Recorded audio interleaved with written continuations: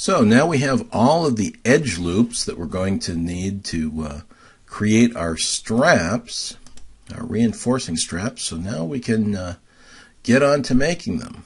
We're going to come to the perspective view here, and I'm going to go to face mode.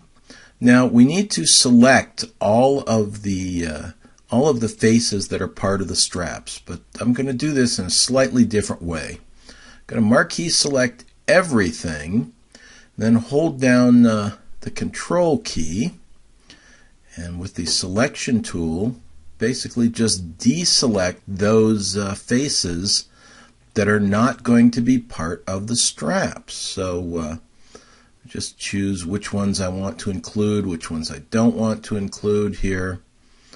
Remember, just keep control key held down as you're going along clicking these.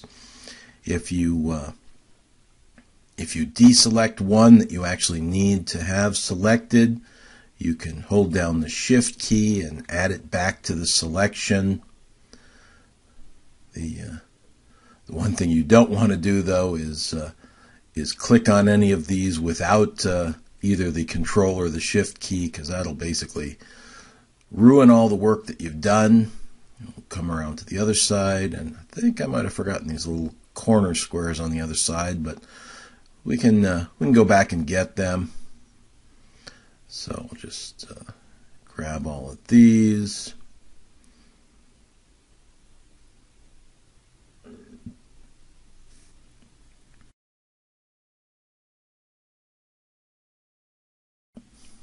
Come around to the back here.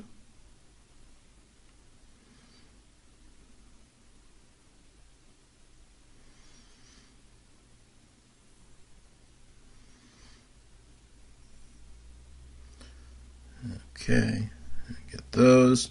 Now come back around to the other end, and yeah, I forgot these in the corner. So with control still held down, and get these down here. And now those are all done. One side we've forgotten, and that's the bottom. Easy to forget. So make sure these are all gotten. And try to, you want the edge loops to continue, so you want them at the same level of selected or not selected as they are on the end there. Okay, so I think that's got them all. So give a little once over here. Okay, now we're going to extrude these ones that are still selected. So under Edit Mesh, now the first thing that you want to make sure is checked is this Keep Faces Together little X at the top here. You want to make sure that X is there. So that's the first thing. And then we're going to go to the Extrude tool, to the little square. And this time we want this thickness parameter here at the bottom to be set to 0.1. That's going to give us our extrusion that we need. So it's going to do this automatically as soon as we click on apply.